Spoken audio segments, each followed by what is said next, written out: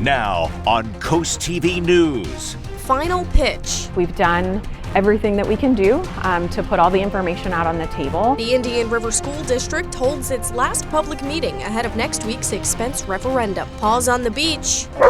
What's allowed and what's not as summer rolls in. The first wave of rain is gone, but we have a lingering concern for coastal flooding. This is CoastTV News at 11. Well, it was a wet one, and the rain expected to keep on coming here on Delmarva. Good evening. I'm Christina DeRobertis. Welcome to CoastTV News at 11. We begin tonight with a look at the gloomy weather that we've been dealing with all day long. Now here's a live look outside into Lewis, and our first alert chief meteorologist Paul Williams joins us now. Paul, what's going on with this rain? The rain is that's still the big story as far as today's concerned, because as you take a look at some of the updated numbers, we're already at 1 3/4 of an inch right now at Slaughter Beach. We've had over 1.5 inches in Harrington, Milford over 1.5 inches, and we're still beyond 1 inch in a lot of other locations. Updating some of our official sites right now, we have 3/4 of an inch that's been reported in Salisbury, 1 1/4 in Ocean City, and it's backed off them. But Wallops Island picked up a little bit more, 1.8, closing in a bit closer to 2 inches there, and 1.01 for St. Cambridge.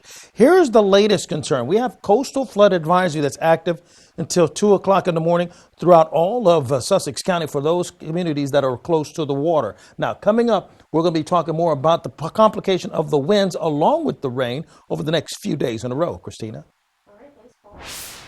Well, there are surely a lot of dog lovers here on the coast. A number of them like to bring their dogs to the beach for some fun. But with the official start of summer just weeks away, rules are now in place that limit when you can bring your dog to the beach. Coast TV News reporter and anchor Brandon Ferguson shows us when you can, when you can't, and all the other details you need to know. Walking your dog on the beach, a peaceful activity that many of us enjoy, but in towns like Dewey and cities like Rehoboth and Lewis, you're not always allowed to do so. Some dogs say they're not big fans of these restrictions. Starting in Lewis from 8 a.m. to 6 p.m., no dogs are allowed on the beach, and your dog must be leashed at all times. In the nation's summer capital, no dogs are allowed at any time on the beach or the boardwalk. Zoe Elsie was walking her dog in Rehoboth Wednesday and says beach restrictions could cause a safety problem. I mean, it's kind of awful because we don't really have sidewalks down these roads, so it puts owners in a complicated position. Also, most of our dogs, my dog's super friendly. For Lewis and Rehoboth, the rules are in place until September 30th. Heading down the coast to Dewey Beach before 9:30 a.m. or after 5:30 p.m. are the times you're allowed to bring man's best friend to the beach. That's where Greg Gonzalez runs Jungle Jim's Total Pet Care. He thinks other coastal communities should follow in Dewey's footsteps. I think we love the fact that Dewey's a dog town, and we think that Rehoboth should kind of learn from us a little bit and think, fully. We obviously love dogs here, so we're just excited to have the doggies here, and they should be able to go on the board, in our opinion, too. Rules are in place in Dewey Beach until 1 week after Labor Day. In Dewey Beach, Brandon Ferguson, Coast TV News. Now, over in Ocean City, dogs are not allowed on the beach or boardwalk from May 1st until September 30th, but there is a spot just for them, the Ocean City Dog Playground. It's located at 94th Street and Bayside. It offers daily, multi-day, and annual passes, but registration is required. Well, tonight at Indian River High School, it was the last public meeting about Indian River's upcoming expense referendum. The district asking voters to approve $22.5 million in additional funding. It's to cover rising operating costs and maintain competitive salaries for staff. This after voters rejected the first referendum weeks ago. Some people living in the district say they plan to vote in favor of it. This referendum in Indian River is not about new schools. It's not about overpopulation of schools. It's about operating money. It's about the lights, the maintenance, utilities, and about teacher salaries. And we also heard tonight from Indian River School District's Director of Business and Development. She explains how the public meetings are an effort to educate voters, many who may be concerned with Sussex County's recent property reassessments. There's a lot of concerns about that, and there's a lot of worry of what that will look like on people's tax bills. So we have had to do a huge education process to explain what that looks like and what the law says as far as being revenue neutral, ignoring referendums for the tax bills. And that referendum scheduled for next week, June 5th. To Georgetown now, the Boys and Girls Club there provided a tour to Congresswoman Sarah McBride today. McBride announced a $6 million community project funding request that would support construction of a new Boys and Girls Club facility. The club director, Renee Hickman, tells CoastTV that they want to be able to serve more children. She says her and her teachers see what the shortage of resources does to the community on a daily basis. They clearly can see when there are kids that have needs and we're not able to give them everything that we would love to give them because the resources are just not there. So it's an everyday, ongoing experience that we have here at the Boys and Girls Club. Now, according to Congresswoman McBride, if all goes according to plan, the funding will be finalized, passed through Congress, and on President Trump's desk by this fall. In Milford, the City Council approved plans for Deep Branch Park off South Rehoboth Boulevard last night. The long-debated plan includes a walking path, a biking path, a playground, more than 7 acres of open space, also a basketball court, a pickleball court, and more. Some neighbors voiced excitement, while others say they're disappointed. If they're that interested in pickleball or they're that interested in playing basketball, there are other areas they can go to. They don't have to go here. And right now, it's to me economically, it's not a good time for this. Now, city officials say more approvals are still needed from the county and other state agencies before things can really move forward. Delaware is launching a new initiative trying to make sure that Delawareans have fair access and good jobs and good job training. Governor Matt Meyer signed an executive order to create an Office of Workforce Development within the Department of Labor. It also reestablishes and modernizes the Delaware Workforce Development Board. The two groups would work together to manage state and federal resources and improve services for both employees and people looking for jobs here in Delaware. Now to Maryland. In Ocean City, new regulations could be lifted in some areas. In residential areas, visitors are limited to 2 people per bedroom right now. There's also a 5-night minimum length of stay.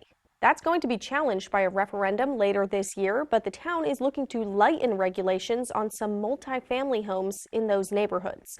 Think of those as everything from duplexes to condos, and in Ocean City's residential areas, there are quite a lot of them. We don't want to take away their ability as a multifamily property if they were legally permitted in order to rent. And according to the town council, all of the new ordinances were meant specifically for single-family homes in residential areas. And a plan to update the ordinances do not affect the multifamily homes in those residential areas. This does bring us to our CoastTV poll tonight. We want to know what you think is the biggest concern with multifamily homes. Let's take a look at the updated results. Take a look at your screen. These have been changing just a bit over the day, but parking issues has been a popular answer. Same with overcrowding. 17%, though, they have no concerns at all. You can let us know what you think. It's not too late to vote. Head over to CoastTV.com or use our mobile app. Moving to national news, President Donald Trump is venting his anger on multiple fronts over the lack of a ceasefire agreement between Russia and Ukraine.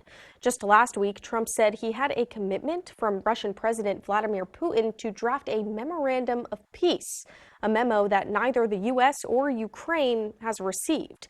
Instead, there are renewed near-daily attacks between Russia and Ukraine. And as Laura Aguirre reports, this has President Trump pulling other levers in an effort to get Putin back to the negotiating table.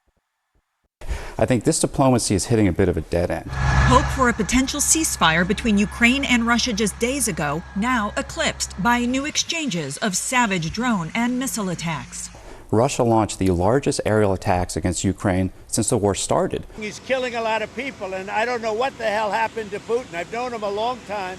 That was the president on Monday. Today, he was asked if he thinks Russia is serious about ending the war. I can't tell you that, but I'll let you know in about 2 weeks. The president says he's cautious about pushing new sanctions. I think I'm close to getting a deal. I don't want to screw it up by doing that. Russian sources tell Reuters that President Vladimir Putin is reiterating his demand of no more NATO expansion, and he wants the West to put that in writing. To assume that he's going to embrace a written accord or a statement from anybody and be a signatory to that is foolish on our part. Today's events follow an uncharacteristic but escalating war of words between Trump and Russia this week. On Truth Social Tuesday, Trump said that really bad things would have already happened to Russia if it weren't for him, and the country is playing with fire. This morning, a top Kremlin aide accused Trump of not being sufficiently informed about the Russian-Ukrainian confrontation. For his part, Ukrainian President Volodymyr Zelensky isn't waiting on the U.S. He arrived in Germany this morning to finalize a long-range missiles production deal, just hours after Ukraine struck Russian drone facilities near Moscow overnight. I'm Laura Aguirre reporting. And we still have a lot more news to get to this evening. Coming up next, a leg up from some local students, how a group of 7th graders helped a puppy roll into a brand new life. But first, renovations of the Richard Allen School. Plans for this piece of history up next. And here's what's up next for your Bay forecast. Listen, Thursday, we're going to get away without getting any rain and the fray for Thursday, Cambridge and Crisfield. But by the time Friday and Saturday rolls around, well, things are going to turn totally the opposite. Your full forecast is coming up.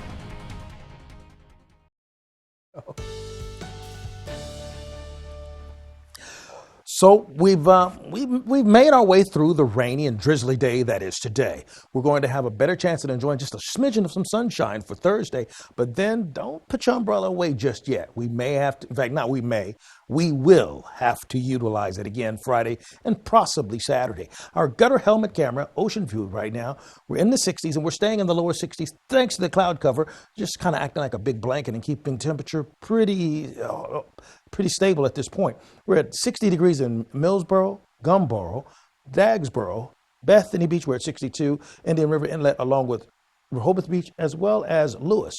The winds are starting to swirl a bit because we're starting to see a change over the air masses right now. But we have a small craft advisory in effect for all the beaches, so we're watching out for 25-mile-per-hour winds there. In addition to that, we now have a newly acquired coastal flood concern throughout all of Sussex. Now, we also have a small craft advisory that's active along a good portion of the entire Delmarva Peninsula throughout the coast on both sides of it. So we're bracing for 25-mile-per-hour winds in either case or either coast. But we're seeing the majority of the rain, it's carried to the north and out of the way. So we're out of the thick of it as far as the rains are concerned. Now, we do have a low pressure system that's still located directly in our neck of the woods, but it's sort of a sponge that's been squeezed without any more water left in it. So it's kind of empty. It's an empty low, so to speak. So here's why it's so empty. Take a look at some of the updated numbers. We've had nearly 1 3/4 of an inch for us in Slaughter Beach, over 1.5 inches in Harrington, Milford, just shy of 1.5 inches in Lewis, Bethany Beach, and over 1 inch in Stokely. Also, we had close to 1.5 inches in Indian River Inlet, over 1 1/4 in Dagsboro, over 1 inch in Delmar, just shy of 1 inch in Georgetown, over 1 inch in Rehoboth, and just shy of 1 inch in Laurel. For the rest of the night, we're going to stay where we are right now. Tomorrow, we will rise into the 70s, mid-70s, thanks to that smidgen of sunshine that we're talking about. Now, that sunshine is likely to hit in the afternoon hours, not likely for us in the morning time. So in the morning time, we're going to start off really cloudy, okay? Then as we go into Friday early in the morning, we see scattered showers that begin to pull in by Friday mid-morning going into the afternoon hours. But we're seeing that same pattern that's going to develop for us, even for the most southern portions of our viewing area. You see at 4:30, we're like in the mid-70s. It's going to be kind of muggy, actually, for Thursday. Remember that. And then early in the morning, this is really starting to bother me right here because this is becoming more intense as we go from run to run, from model to model. But it's in the early morning hours near Chincoteague. So that's going to be something we're going to keep a close eye on as a possibility of causing some complications. The amount of rain we're looking at has been dialed down to about 1 inch or so. But we're talking about warm front-inspired scattered showers, so it shouldn't be all that strong. So in wrapping up, 58 for tonight, 78 for tomorrow, but pleasant, 77 for Friday, but rainy. Finally, here's a look at your extended forecast. Thank you very much, Paul. Well, renovations to the Richard Allen School broke ground today in Georgetown. Beginning as an African-American school prior to desegregation, the building was closed and left vacant for years. Now the school is planned to reopen for a new generation of students. A former student prior to its desegregation says she's excited to see it return.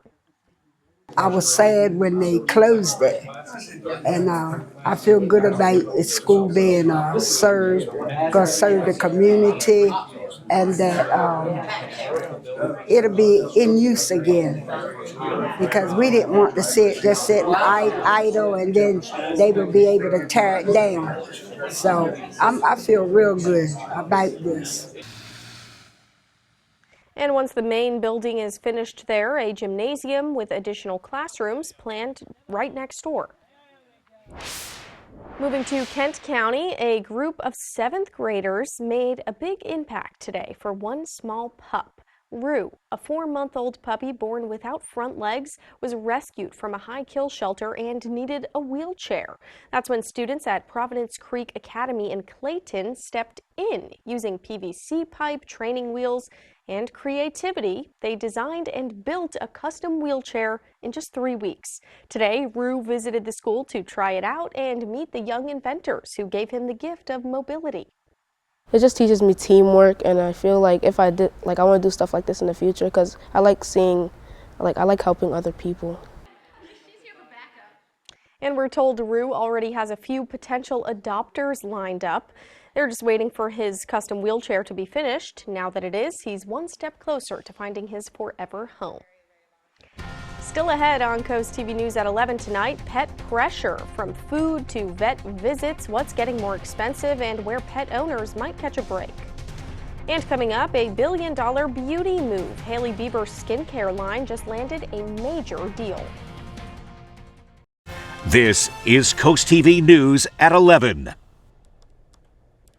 Looks like Hailey Bieber's beauty brand Rhode, it sold for $1 billion Wednesday to budget makeup powerhouse e.l.f. Beauty. It's e.l.f.'s largest acquisition to date. Founded in 2022, Bieber $212 million in net sales in its last fiscal year. And earlier this year, Rhode announced that its products will be sold at Sephora's in North America and the UK. Well, Americans sure do love their pets, and it's easy to think a carefree pup or napping kitten is sheltered from economic concerns like inflation and tariffs. But new data finds that pet owners have felt a squeeze recently. Karen Kafa has the details from Washington. 94 million U.S. households have at least one pet. That is according to the American Pet Products Association. But like everything else, changes in the economy have impacted the cost of pet care, with some ups and some downs.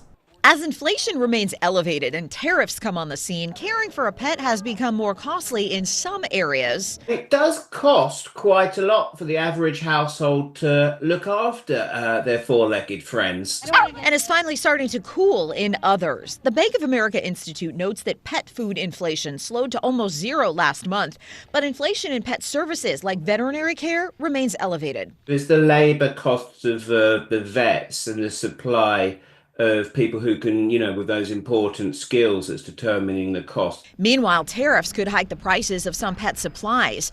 Barton O'Brien is the founder of Bay Dog, which makes everything from harnesses to collars to toys. He says once his pre-tariff inventory is out, prices have to go up. The current tariff rate is actually higher than my operating margin.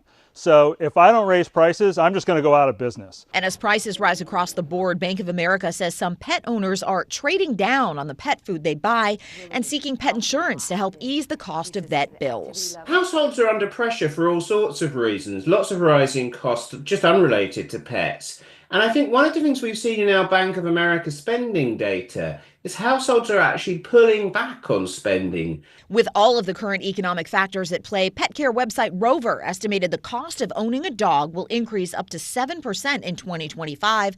The cost of owning a cat up as much as 10%.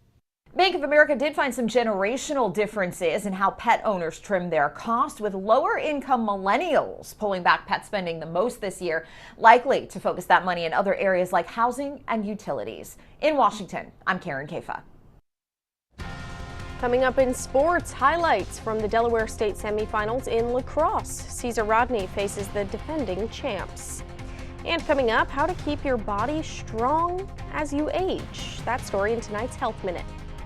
We honor the life, sacrifice, and legacy of Corporal Dennis F. Kelly of the Delaware State Police. A devoted public servant, he served in the aviation section and sustained life-altering injuries during a training flight in 1984. Though left a quadriplegic, he faced the next 40 years with courage and resilience. On December 21, 2024, he passed away from complications related to his injuries. We salute Corporal Kelly for his unwavering dedication, and we remember him as a true example of strength, service, and sacrifice. Spicer Brothers and CoastTV are honoring military persons and first responders serving Delmarva. If you have a family member, friend, or community member that you would like to nominate for a CoastTV salute, go to coasttvsalutes.com. Well, nearly a quarter of the U.S. population is expected to be 65 or older by the year 2060. According to the CDC, aging raises the risk of chronic diseases like type 2 diabetes and heart disease, and for injuries from falls, but healthy aging isn't impossible. In tonight's Health Minute, Mandy Gaither has more on how to stay strong and healthy no matter your age. It's a leading cause of injury for those ages 65 and older. More than 14 million older adults fall every year as the risk of falling rises with age. Our muscles begin to lose mass, our joints deteriorate, our bones can become less dense. That can make it harder to move, easier to fracture those bones, and could lead to chronic pain. Dr. Sanjay Gupta says some simple exercises can help keep bodies strong no matter your age. First, resistance training. We're talking about weightlifting and push-ups. Those build muscle strength, which in turn burns calories and can prevent weight gain. Next, cardiovascular activities like walking and biking. Gupta says these exercises can get your heart pumping and help with endurance, heart health, and blood circulation.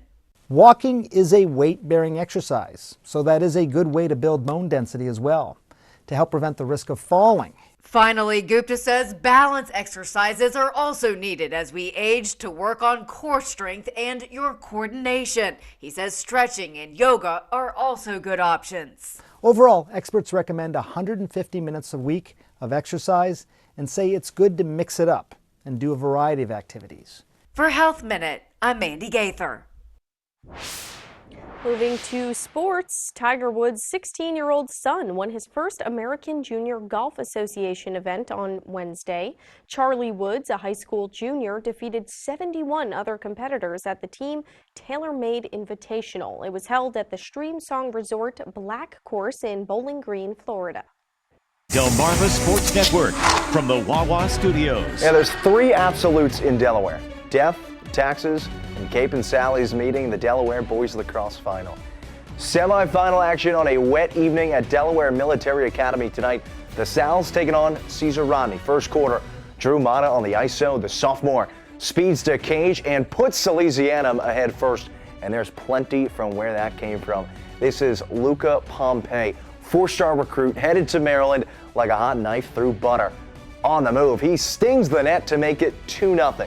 But after the Riders won the ensuing face-off, Julius Timmons hits Ian Betts, and this is why he's one of the Riders' best scorers. The senior with the dodge buries his first, and it's 2-1. Sally's back with possession, and it goes to Tyler Stukas. This is a freshman, folks. Dances past the defense. He responds. It's a 3-1 game. Skipping ahead, Sally's up 6-1. Mata back with the ball, and check this out. It's just unfair.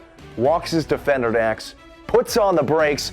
Then a little room service to Christopher Cobb. 7-1 Sal's. They take this one 19-5. And Salesianum faces Cape Henlopen yet again. The Vikings pulled away from Tatnall in the second half to win it 11-3. This sets up the rematch for the 6th straight year. The Sal's have won the last 4 titles, most recently drubbing Cape 16-6 in last year's championship. We'll have coverage of that one from Camden this Saturday at the home of the Riders.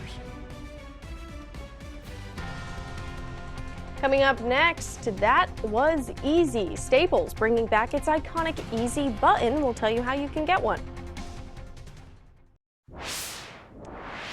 Staples is bringing back its Easy button. You remember those? It's celebrating its 20th anniversary. The retailer's red icon made its debut in 2005. Its "That was easy" catchphrase became part of pop culture, and millions of the buttons were bought and placed in offices, classrooms, and home offices. Staples is now offering a free Easy button for customers who make a minimum $50 purchase now until June 7th.